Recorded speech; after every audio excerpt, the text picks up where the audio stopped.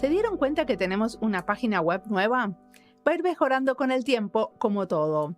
Pero creo que ahora es más fácil navegar las listas de recomendaciones, las series, los videos, los libros y artículos de blog. Se ve más claro, me parece. Me dicen ustedes cómo la ven y qué le mejorarían. Vamos al invitado de hoy. José Ayart es profesor de diseño en la Universidad Católica de Chile. Nos va a contar sobre su trayectoria y cómo empieza su interés por el ámbito público. Concretamente, cómo un diseñador empieza a hacer licitaciones públicas, cómo el Estado empieza a contratar diseñadores de servicio o estratégicos. En esta charla hablamos de cosas bien variadas, como la tipografía, Cumulus, la red de escuelas de diseño, trabajar para el sector público en temas como la salud, el transporte o los protocolos de usabilidad web. Mi nombre es Mariana Salgado, esto es Diseño y Diáspora.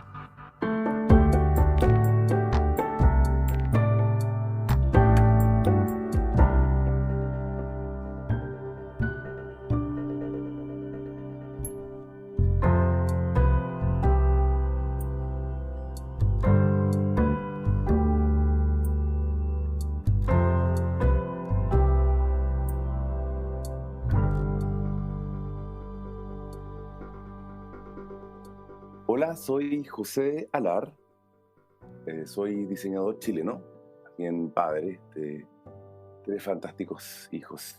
Estoy en Santiago de Chile, en el sur global, como llama hoy día. Tuve la suerte de atreverme a estudiar una carrera llamada diseño, viniendo de una familia muy conservadora y una familia muy tradicional. Hasta el día de hoy mi padre no entiende lo que hago. Pero está feliz que trabaje en una universidad pontificia. Estudié mis primeros años en la carrera de diseño de la Pontificia Universidad Católica de Chile, una universidad prestigiada en este país. Diseño Es gráfico que la estudiaste, Universidad ¿no? Católica no lleva una carrera bien vanguardista, porque históricamente nunca ha entregado especialidad. Se entiende el diseño como diseño integral, y esto desde hace más de 55 años. Uno de los experimentos de Joseph Albert, que visitó al director de en ese entonces la carrera de Arquitectura y Arte de la Universidad Católica, y crearon esta carrera que no tenía especialidad, y que hasta el día de hoy, si bien por mucho tiempo nos costó comprender y explicar, hoy día el tiempo parece haberle dado la razón, ¿no? Entonces no entrega especialidad. Estudié ahí 2 años hasta que, por asuntos familiares, mi viejo iba a trabajar al Banco Interamericano de Desarrollo en Washington y decido partir con ellos. Y ahí termino mi carrera como diseñador gráfico en una escuela que queda en Washington, D.C., que se llama The Corcoran School of Art, una carrera de diseño bastante inspirada en el diseño suizo, ¿no? El diseño internacional, ¿verdad? Fue ahí donde me enamoro de la tipografía, y en pleno año 90, cuando estaba esta explosión de diseño tipográfico digital, decido seguir perfeccionándome y me voy a hacer una maestría a California Institute of the Arts, CalArts, una escuela súper vanguardista. Realmente se me explota la cabeza este chico que viene de Chile y entra a esta universidad, escuela de artes y diseño súper, súper experimental, vanguardista, muy progre. Nada, un periodo muy, muy loco y muy interesante, donde empiezo a conocer más sobre diseño crítico. Ya me interesaba mucho las lecturas. En ese entonces había una revista que se llamaba Emigre, que empezaba a abordar temáticas eh, un poco más complejas como el feminismo y la tipografía, ¿no? No sé, y muchas otras tendencias vanguardistas que eran más bien ajenas. Eh, Tengo la suerte que una vez terminada la carrera en California, me llaman desde Chile para invitarme a ser profesor de la misma Universidad Católica. Y ahí, nada, vuelve este chico joven con muchas ganas de romperla. Y pues nada, empieza a hacer algo muy interesante con talleres. Mis estudiantes eran muy cercanos en edad mía, así que nos transformamos en muy buenos amigos. En ese entonces uno podía hacerse amigo de los estudiantes, hoy día está un poco más complejo todo eso. Es así como de a poco empiezo a hacer trabajos de carácter más bien profesional también, consultoría, trabajo para empresas vitivinícolas, Concha y Toro, que es una gran empresa de vino, que me encarga mi primer gran trabajo profesional, que es el desarrollo de la imagen corporativa de Concha y Toro, que era como el sueño del pibe en ese entonces. Porque es una bodega muy Sí, conocida, ¿no? en ese entonces era la mayor productora de vinos del mundo, siendo chilena, y con mercado, o sea, con su principal mercado en Inglaterra, en China, ¿ah? Entonces, sí, fue un súper trabajo. Entonces hacías paralelamente el trabajo de consultor y el trabajo de profesor. Exacto, exacto. Pero eso también me ayudó mucho a validarme profesionalmente y poder también ir contando la experiencia que hacía profesionalmente con mis estudiantes. ¿Ah? Poco a poco uno se da cuenta que en verdad Chile, que en ese entonces era un país esperaba o aspiraba a ser un país en desarrollo, bueno, como todos nuestros países en América Latina, tenía un montón de falencias, fallas, pifias y brechas, ¿no? Ahí es así como empezamos desde la universidad a meternos en temas de diseño de información. Armamos junto con equipos fantásticos de profesores el primer diplomado en tipografía en América Latina, junto con Francisco Galvi y Rodrigo Ramírez. En ese entonces eran tipógrafos autodidactas. Nos vinculamos mucho con el grupo de Rubén Fontana, quien para nosotros sigue siendo un verdadero padre. Nada, Rubén, bueno, muy Es querido. argentina, Rubén. Sí, sí, sí, argentino, argentino, un gran tipógrafo y profesor de tipografía, pionero de la tipografía en muchos aspectos, sobre todo desde el punto de vista didáctico. ¿Ah? Nada, comenzamos a meternos en este rollo de la tipografía, diseño de información, y es así como entramos empieza nuestro interés por el ámbito de lo público, por el ámbito de cómo diseñar información para la gente. ¿Ah? También ahí citando un poco a Jorge Frascara, otro argentino con quien también nos vinculábamos. Surge de alguna manera este interés por el diseño que a nadie le interesa, los formularios, ¿ah? Los textos escolares, la señalética pública, eh, la burocracia, ¿ah?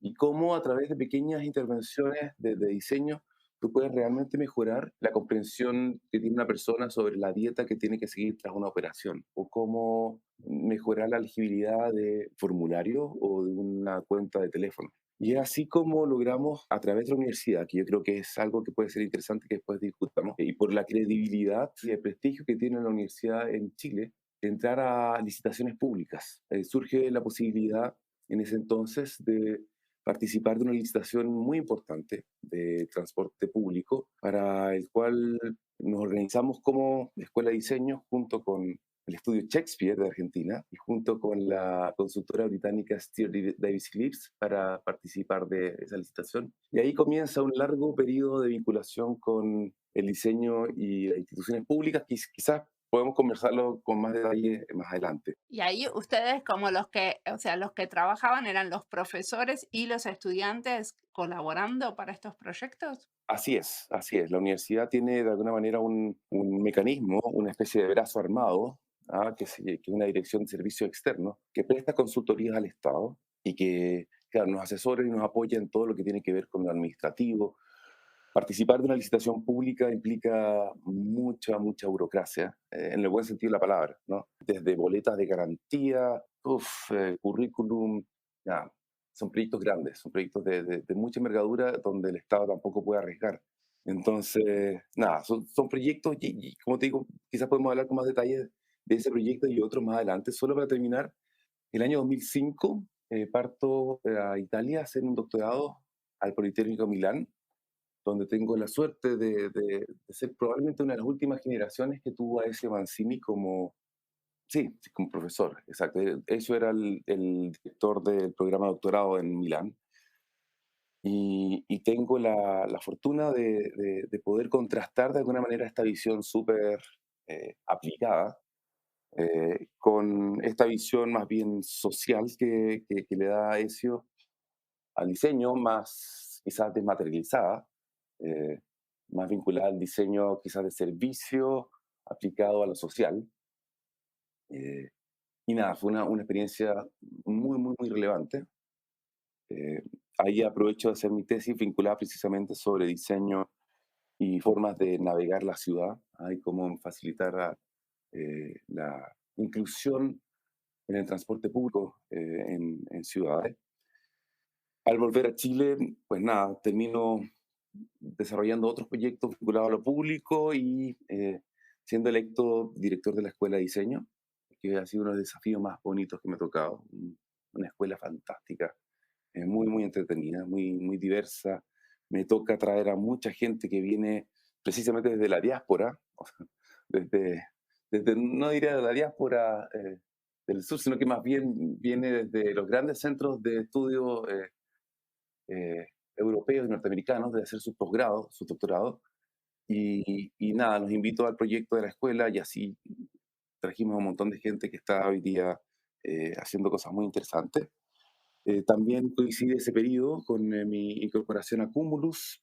Desde hace 6 años eh, eh, durante los últimos 6 años participé como director de la red Cumulus, que es una red internacional de escuelas de diseño, quizás la más grande que hay en torno a la educación del diseño hoy en el mundo. Y nada, ahora ya, el año pasado estuve como profesor invitado en la Universidad de Edimburgo en un programa de diseño para el cambio, quizás también vinculado a mis intereses con el tema de diseño para emergencia, que es otro tema que podemos hablar. Contame de tu experiencia en Cumulus. ¿Qué es lo que hace una red de escuelas de diseño? ¿Qué es lo que pudieron hacer en ese momento que ustedes estuvieron dirigiendo el Mira, consejo? Cumulus es una red de escuelas de diseño que tiene su origen es más bien un origen más bien nórdico, europeo. Sus principales escuelas fundantes está desde la Universidad de Alto hasta Royal College, que comienza como un programa muy práctico para facilitar el intercambio entre escuelas europeas. Poco a poco Cumulus empieza a crecer. El año 2007, si no me equivoco, decide abrirse al mundo a invitar y convocar a nuevas escuelas. Y eso obviamente plantea un enorme desafío porque se hace aún más diverso, con escuelas que tienen otro tipo de complejidades, otro tipo de restricciones. Y si bien Cúmulo se basa en conferencias anuales, donde la gente de alguna manera se conoce, es una escuela que funciona más bien como funcionaba originalmente como una familia, que se reunía y que compartía experiencias eh, académicas en torno a... Sí, porque muchas veces son los mismos docentes los que van siempre, pero no son conferencias cada 6 meses. Sí, son 2 conferencias anuales, pero quizás al crecer Cúmulo y transformarse en una asociación internacional, hace que para muchas escuelas sea difícil poder participar de 2 conferencias. Hay temas presupuestarios que todavía no son comprensibles del norte. ¿Cómo no pueden participar escuelas que en Cumulus a las conferencias? Pero en verdad es caro, es súper caro. Entonces yo Pero creo no que solo uno, participar de las conferencias, sino que hay un precio para participar de la red y muchas veces las escuelas no pueden pagar ese precio. así es, sí. Y si tú me preguntas cuál fue mi rol o qué es lo que intenté, al menos durante mi periodo como director de Cumulus, a mí me tocó ser director de Cumulus durante 2 presidencias, durante la presidencia de Luisa Colina y Mariana Matulo, 2 mujeres extraordinarias. Nada, mi rol básicamente fue tratar de presionar, tensionar, exigir que Cumulus tuviese aún mayor valor y accesibilidad para las escuelas del sur. Es complejo tratar de explicar, sobre todo para colegas del norte global, que efectivamente viajar no es algo simple para, ni conseguir los recursos para viajar es simple. Y que para muchas escuelas, sobre Pero todo escuelas, cambiaron las cosas con la pandemia. ¿Están haciendo más eventos híbridos? bueno, eso fue algo que ocurrió durante mi segundo periodo, pero solo para comentarte que no solo viajar, sino como dices tú, solamente participar de la red, que significa, no sé, una membresía de 2.000 euros al año, que parece algo simbólico, pero sobre todo para las escuelas públicas en América Latina, es algo muy difícil porque no está ni siquiera considerado como ítem en su presupuesto. Entonces, por ejemplo, conseguir que universidades importantes en América Latina, como la UBA, por ejemplo, sea parte de cómo es todavía un desafío. Durante el segundo periodo, con la profesora Mariana Matulo, que bueno, es argentina y ya ha participado también de este foro, intentamos hacer esfuerzos por generar un modelo de solidaridad y ahí llegó justo la pandemia. Así que nos abocamos fuertemente a mejorar el sitio web. Hoy día el sitio web de Cumulus está al menos construido para facilitar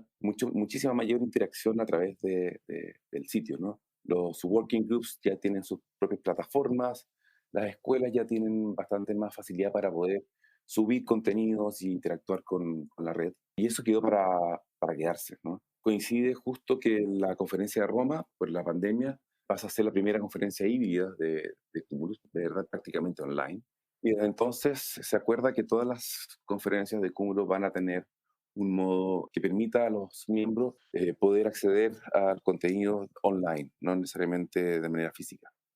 Así que eso yo creo que quedó para quedarse. ¿Qué más puedo decir de Cúmulos? Nada, yo creo que como cualquier institución que está creciendo tiene sus dolores. Yo creo que es una asociación que ha crecido muy rápidamente. Hoy día tenemos cerca de 360 escuelas y creciendo al 10% al año. O sea, cada año se ingresan 360 escuelas más. Entonces es un desafío importante crecer sin perder el espíritu original. Hay desafíos desde el punto de vista de la coordinación, de la logística, de cómo una administración que funcionaba verdaderamente como un club de amigos pasa a ser una asociación internacional que tiene responsabilidades, que tiene que manejar presupuestos importantes y que también tiene que darle valor.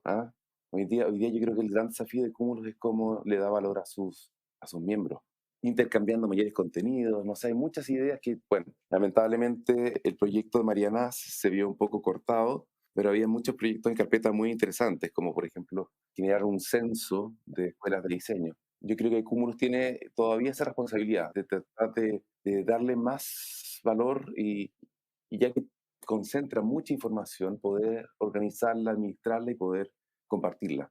Por ejemplo, Mariana, ¿no te encantaría saber qué porcentaje de los directores de escuelas de diseño del mundo son hombres y cuántas Sí, mujeres? me gustaría.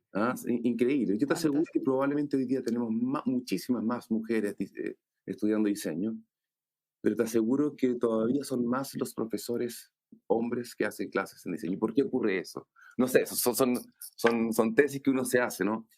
O cuánto ganan los profesores de diseño, o cuánto ganan nuestros estudiantes. ¿Cuáles son los currículum? Hacer, por ejemplo, mapas comparativos de currículum de distintas escuelas en el mundo. Las temáticas, los nombres de las carreras, etcétera. Bueno, como eso, y contenidos también académicos, por ejemplo, bibliografías compartidas. Hoy día sería fantástico tener la posibilidad de poder sugerir bibliografías en temáticas emergentes, etcétera.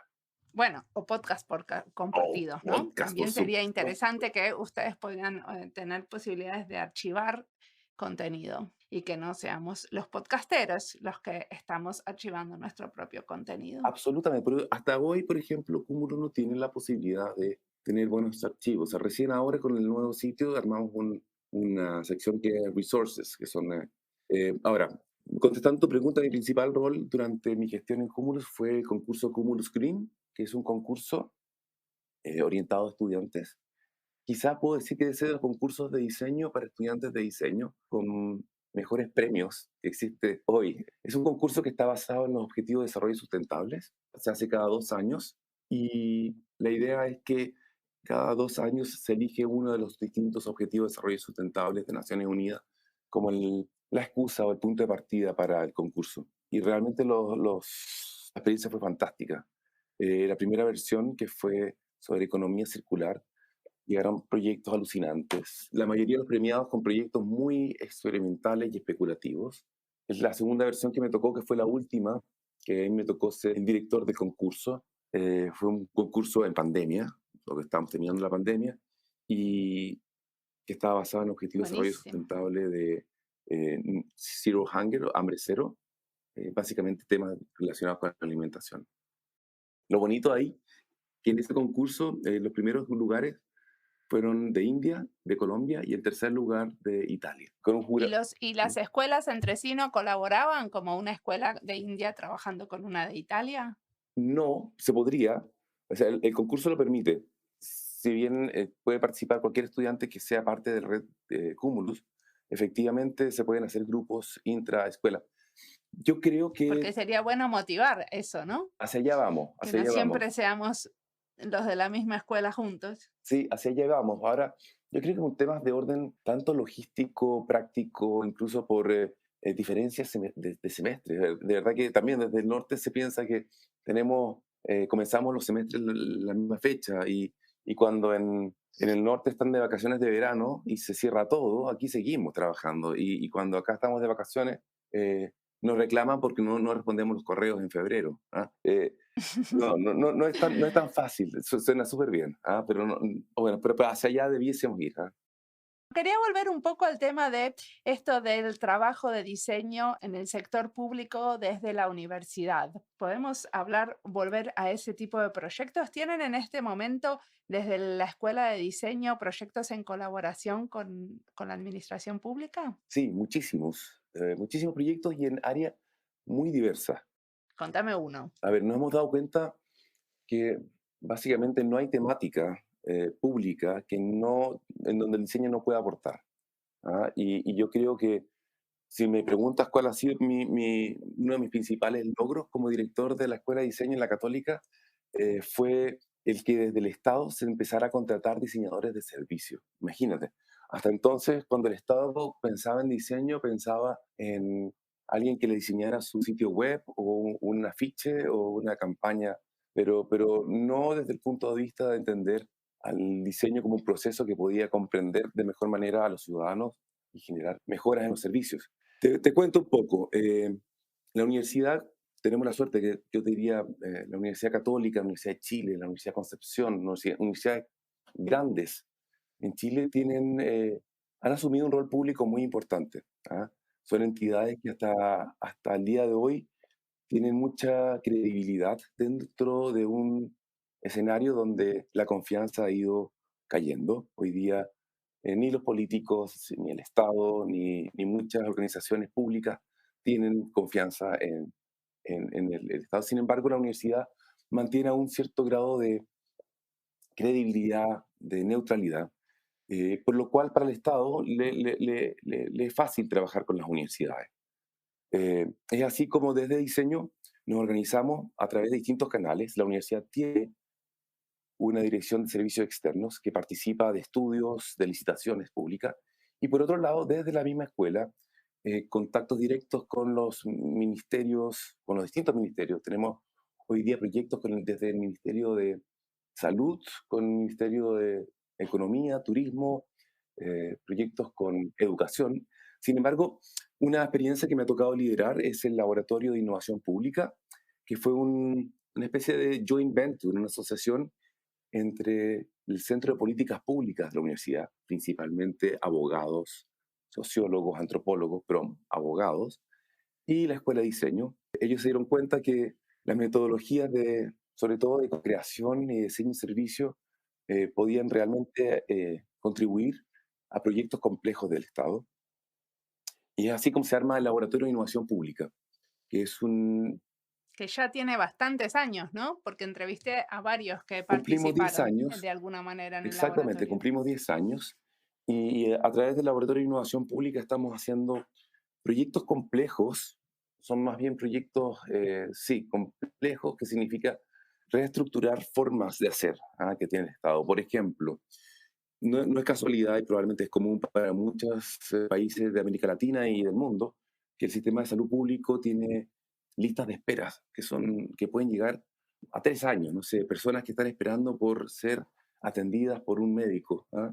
Y el Estado, Sí, con operaciones que no son exacto, urgentes, no o sé, administrar, operaciones de administrar. varices. Y claro, Exacto. generalmente el Estado lo que hace es tratar de resolver esos problemas a través de ingeniería, ¿no? Y vamos a hacer unos modelos estocásticos para mejorar el screening de los sistemas y de los software para las bases de datos. ¿Ah? Y gastan muchos recursos en tratar de resolver lo que no estoy diciendo que sea necesariamente algo equivocado, pero la ingeniería no siempre soluciona los problemas de este tipo. ¿Ah? Y por ejemplo, ahí se ha estado trabajando con no tan solo los médicos, sino que con toda una capa de media, de técnicos, de enfermeras, pero al mismo tiempo también con los pacientes. Al Estado, al Estado muchas veces se le olvida el paciente de carne y hueso, el ciudadano de carne y hueso, y trata de resolver los problemas desde arriba y bueno, yo creo que también a veces quizás mi discusión con Ezio Mancini de tratar de resolver los problemas desde abajo también puede ser a veces en este tipo de problemas un poco naif, un poco inocente. Yo creo que el rol que jugamos ahí es un poco de mediador. de tratar de comprender que las soluciones vienen también desde cambios desde arriba como desde abajo. Y usamos todavía esta confianza que hay en la universidad como mediadores, creíbles por ambas partes. O sea que el Estado necesita ser partícipe y proactivo en la resolución de problemas. A eso se Sí, me referís, refiero a que eso. algún tipo de problemas no lo va a resolver la ciudadanía sola. Exactamente, sobre todo problemas de alta complejidad. Por ejemplo, si te digo proyectos de transporte público, y que son complejísimos, que implican desde modelos financieros para la compra de infraestructura como buses. O sea, tú eso no lo vas. Pero terminame con el tema de la De la espera. espera, Me interesó perfecto, ese. perfecto.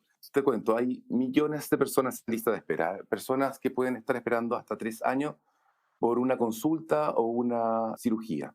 Estado trata de usar todas sus facultades de gestión, sobre todo, no sé, mejorando sus bases de datos, viendo cómo pueden generar mayor infraestructura de quirófanos, pero al mismo tiempo no considera que necesariamente los doctores tienen, por un lado, sus consultas privadas, por lo tanto, hay espacios de quirófanos que no están siendo usados. No se entiende por qué de repente hay quirófanos que están vacíos los días sábados en la mañana, cuando a lo mejor podrían haber turnos. Por otro lado, el sistema está fragmentado en cuanto a sus sistemas de información. El sistema primario utiliza un sistema determinado, el sistema secundario, que son ya las patologías más complejas, utilizan su sistema, entonces se generan unas brechas de comunicación espantosas. Entonces de repente se pierden horas porque no están interconectados los sistemas. Desde ese tipo de cosas que de repente requieren de una visión externa para explicarse a la autoridad. Yo te diría que una de las experiencias más increíbles que hemos tenido ha sido cuando le mostramos a los directores del Ministerio de Salud un blueprint y un journey map de lo que significa para un paciente, para un ciudadano, acceder al sistema de salud. El Journey Map tenía alrededor de 6 metros Un de mapa de viajero. un mapa viajero, exacto. Tenía 6 metros y lo imprimimos. Los tipos no podían creerlo, no podían creer, porque ese es otro problema. La mayoría de los médicos y las personas que toman las decisiones en el Estado de Chile no utilizan el sistema público, se atienden en sistemas privados. Entonces, asumen que muchas cosas funcionan de una manera cuando en verdad ellos nunca han tenido que vivirla. Entonces, cuando ellos se dan cuenta a través de este mapa viajero, la cantidad de pasos, lo difícil que es para una persona poder acceder o comprender lo que le pasa, se les cayó la boca. O sea que usaron el mapa de viajero para mostrarles la problemática. Sí, exactamente. Después les voy a dejar los links en el sitio web lipuc.cl. Hay un paper sobre eso y precisamente sobre el caso de lista de espera. Es bien notable porque yo creo que un instrumento como ese, que generalmente lo usamos para desarrollar nuestros proyectos, cuando es presentado a una autoridad como un ministro de salud, realmente logra comprender la complejidad de lo que está tras sus decisiones. Bueno, por ejemplo, darse cuenta que a veces los pacientes eran informados, o se suponía que los pacientes eran informados a través de sus teléfonos móviles. Sin embargo, no comprender que en Chile las personas, sobre todo las de más bajo ingreso, cambian habitualmente sus teléfonos móviles porque se les acaban sus planes. Entonces, tú puedes estar seguro que a las personas les está llegando la información cuando no le está llegando la información. O, por ejemplo, darse cuenta que quizás a través de una llamada por teléfono tú puedes cambiar sustancialmente la percepción del tiempo de espera. Personas que llevan esperando un año por una cirugía y que no saben cuándo los van a llamar. A veces ocurre que el Estado decide o encuentra que hay una posibilidad para operar a una persona y lo llama y le dice, Mariana, mañana a las 3 te vamos a operar. Y esa persona no puede, no Ah. puede, no puede, tiene que hacerse cargo de sus niños, entonces se pierden horas. Entonces, por ejemplo, darse cuenta, o por ejemplo, citar a una persona a una operación y esa persona, como no se ha hecho exámenes durante un año y medio, no está en las condiciones adecuadas para hacer su operación y está con sobrepeso.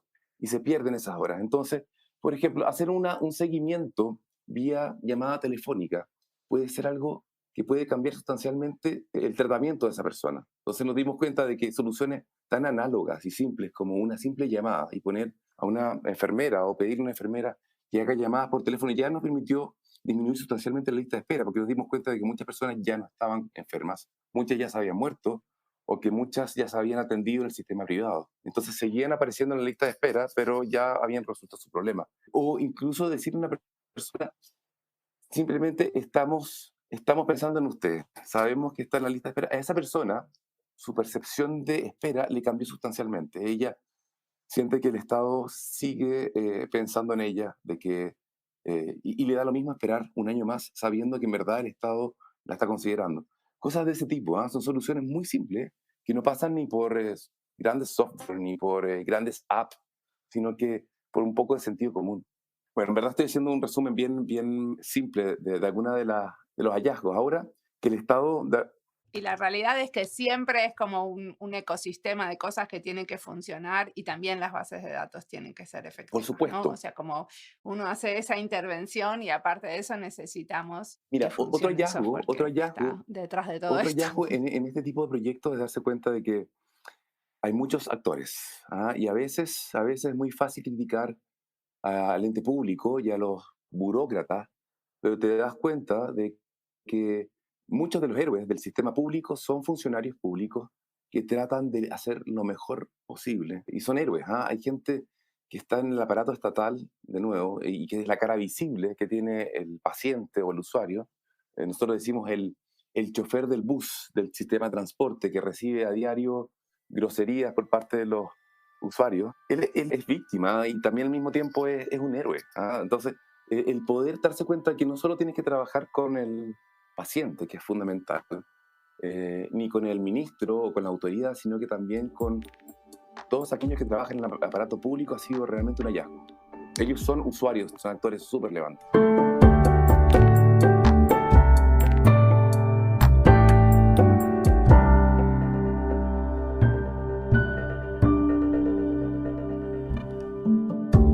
Esta entrevista es parte de las listas Chile y Diseño, Laboratorios de Innovación, Salud y Diseño, Diseño UX, Diseño y Políticas Públicas y Educación en Diseño. José nos dice que la universidad mantiene un grado de legitimidad y esto es fundamental a la hora de abrir nuevos espacios, de proponer diseño donde antes no había. El tema de la legitimidad del diseño en el sector público es algo de lo que discutimos mucho con mi equipo en Inland Design. Una de las problemáticas que vemos es que no podemos tener mucha legitimidad cuando tenemos contratos temporarios.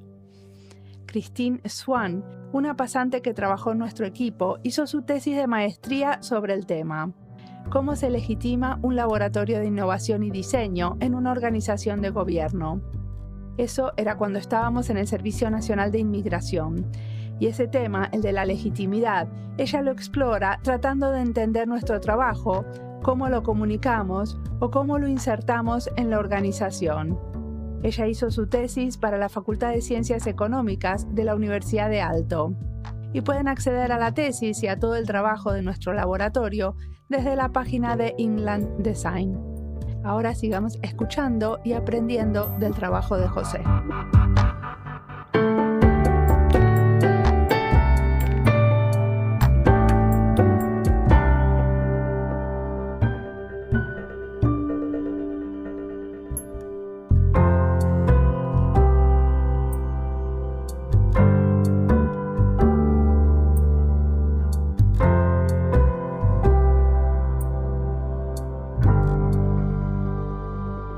El modelo de colaboración con la universidad, ¿los estudiantes también pueden cobrar sueldo de participar en este tipo de proyectos? Mira, yo te diría que hay varios canales.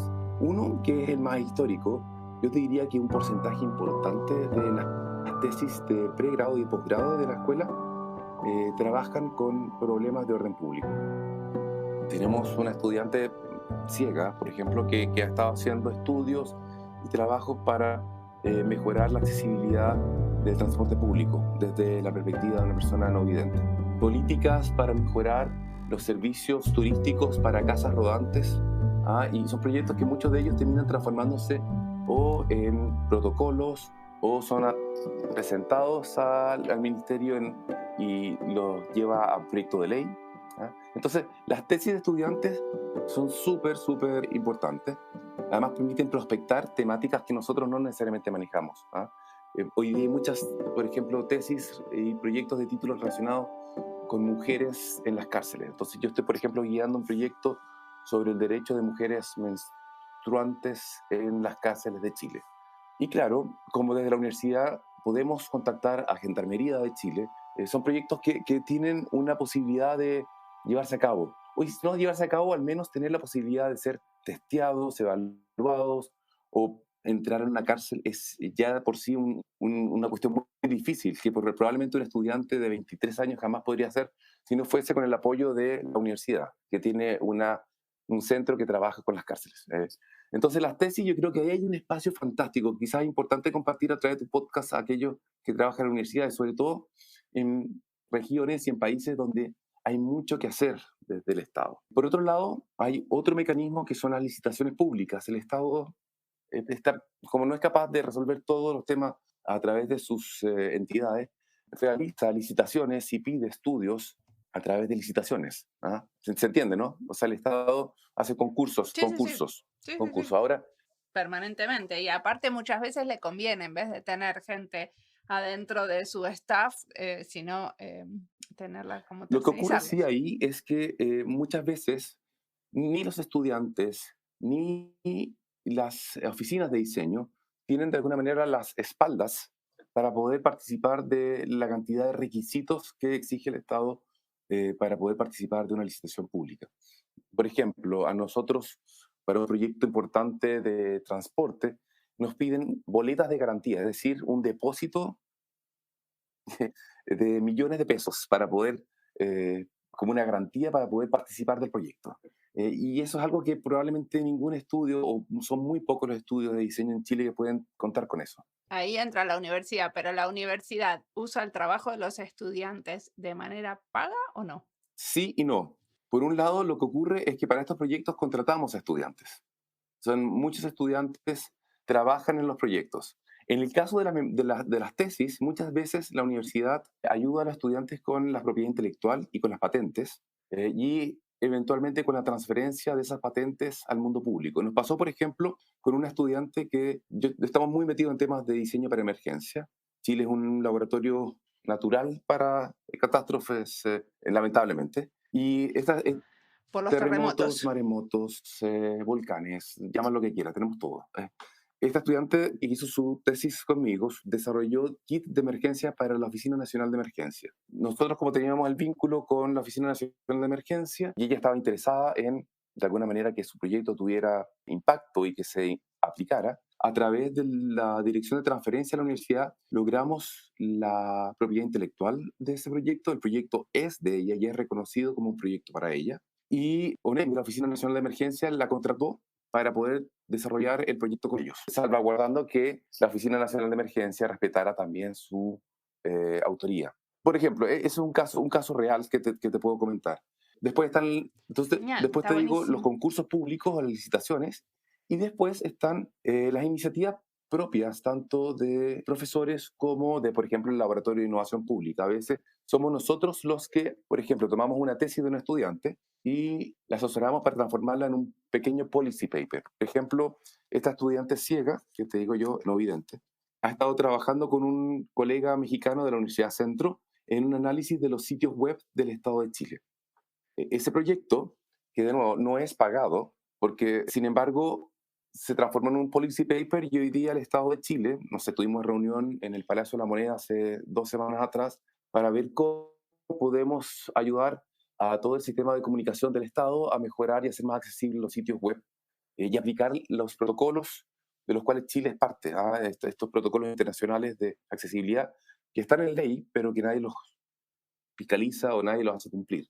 Yo te diría que hay muchos caminos y muchas formas, muchas prácticas también. Nosotros en la Universidad Católica tenemos dos tipos de práctica. Una práctica profesional, donde el estudiante trabaja durante meses en una oficina profesional, y una práctica que es muy bonita, que se llama práctica de servicio, donde el estudiante debe hacer su práctica o en una ONG, o en una municipalidad, o en una entidad del Estado. Eso creo que también puede ser algo bien interesante de compartir.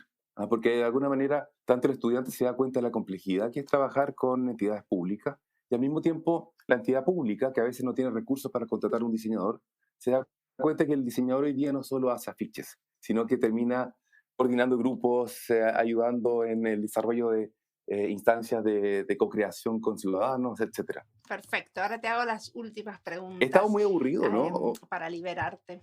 No, estuvo Ah, buenísimo. Y aparte está buenísimo que tienen todas esas como diferentes estrategias para incluir a los estudiantes y a la vez poder como colaborar con las ONGs, con el Estado, con las municipalidades. algo muy bonito que esto ha ido creciendo o se ha ido desarrollando con un interés real del aparato estatal de contratar diseñadores. Yo creo que hemos abierto el campo laboral del diseño en el ámbito público. Yo creo que eso, así mirando un poco de distancia, yo que ya dejé la dirección de la escuela, y eso es fantástico, porque hoy día las entidades públicas están contratando diseñadores, pero no como el último eslabón de la cadena de toma de decisión, sino que para con un carácter más estratégico. Y yo creo que eso es realmente transformador. Ha sido realmente transformador. Totalmente. Y la universidad en general tiene un rol muy importante en eso. En Finlandia también pasó eso, que, por ejemplo, a escala de los ministerios tenemos un curso que es diseño para el gobierno, que justamente lo que trata es colaborar con diferentes ministerios y mostrarles cuáles son las posibilidades que tiene el diseño de contribuir a lo que ellos hacen. Entonces, después es como más fácil que ellos piensen, podemos tener en el staff un Me diseñador. habías hecho una pregunta que te interrumpí. Sí. ¿Qué nos recomendás leer si queremos leer sobre este tipo de temas? Leer, escuchar, Sí, mirar. ¿Qué te está inspirando en uf. este momento? Mira, primero compartirle y después te voy a dejar el link de los proyectos que hemos hecho en el Laboratorio de Innovación Pública, que gracias a que trabajamos con abogados y antropólogos, quedan resueltos en textos muy interesantes, muy bien desarrollados, policy papers. Y ahí hay varias experiencias que se pueden compartir. Yo creo que en general hemos sido muy negligentes a la hora de poder registrar a través de libros, papers, todas estas experiencias. Y lamentablemente también hemos sido quizás Pero ustedes debiésemos, tienen una de las pocas revistas con revisión de pares de muy buena calidad en Chile. también te iba a decir, la revista Diseña es una revista que quizás pone muchas de estas teorías quizás a un nivel más académico y crítico, quizás menos a través del estudio de casos, que se llama Diseña. Te voy a también compartir quizás un repositorio de tesis de estudiantes que es muy interesante, que vale la pena. Muchas publicaciones, lamentablemente no todas traducidas al inglés, que yo creo que también ahí hay un desafío desde el sur. Yo sé que creo que tenemos muchas cosas que compartir, pero lamentablemente si no las traducimos queda circunscrito a nuestro medio. Bueno, Eh, también las podemos compartir en castellano regionalmente y van a tener más Sí, también impacto, pasa ¿no? mucho que sabemos más de lo que está ocurriendo en Finlandia o Helsinki que lo que está pasando en En Guayaquil. Argentina, sí. Exacto. Entonces, ahí también hay un desafío importante. Mira, cosas interesantes que compartir también. Estamos trabajando en el desarrollo de un magíster en... Eso es algo que Martín Tironi, nuestro nuevo director, está muy interesado en desarrollar un magíster en diseño para innovación pública, del aparato público. Estoy trabajando junto con Paulina de Centro en una nueva maestría también en diseño para innovación social. Eh, pero compartir, yo creo que tenemos estos textos que te ¿Y voy a cómo dar del trabajas link. con una universidad en México? ¿La idea es que los alumnos estén un año en Chile y otro en México? A ver, iniciamos esta colaboración con Centro durante la pandemia a través de Zoom. De nuevo, salvar las limitaciones de presupuesto sigue siendo un desafío, yo te diría, incluso en América Latina. Las distancias son largas.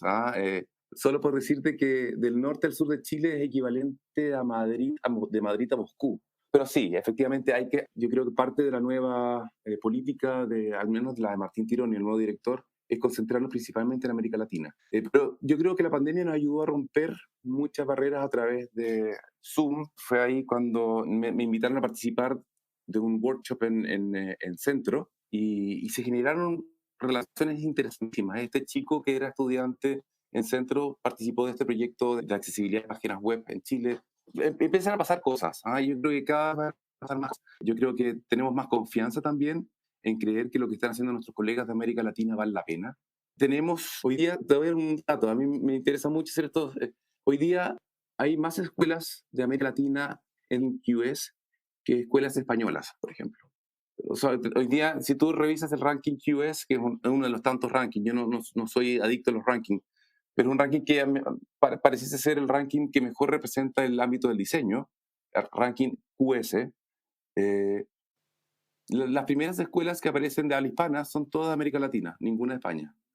La verdad Y que yo soy nuestros un poco chicos, escéptica de los rankings. estudiantes, Creo que de eso podríamos hablar otra vez. sí, Porque sí, no, muchas veces lo lo que que te están quiero decir midiendo es los que rankings son la reputación, y la reputación depende un montón de los recursos que tenga la universidad para viajar y para que sus profesores viajen.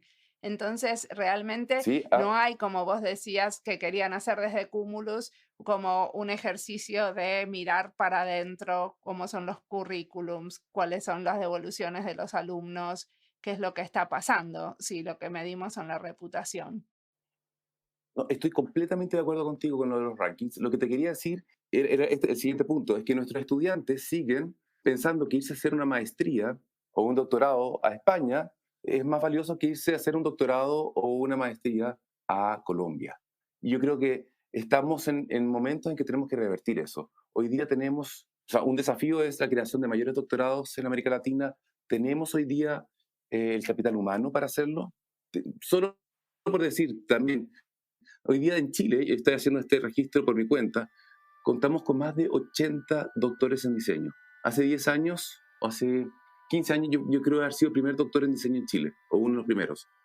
Entonces, a lo que voy, yo creo que tenemos que empezar a creernos un poco el cuento, a relacionarnos más entre nosotros, y sí, de establecer mayores vínculos entre escuelas de América Latina.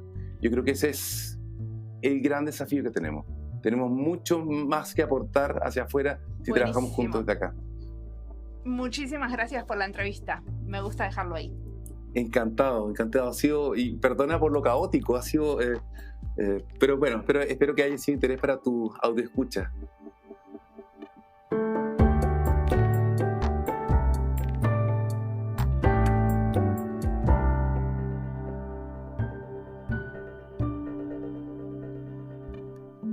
Es evidente que José y su equipo entendieron que la universidad tiene un rol muy importante en abrirle la puerta al diseño en el sector público.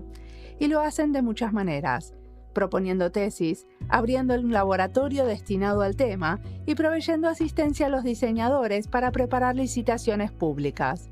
Supongo que hay muchas estrategias para afianzar en el tiempo la colaboración, y tener un laboratorio es la manera de pensar en esas estrategias de una manera sistemática y coherente, de diseñar la colaboración con el sector público.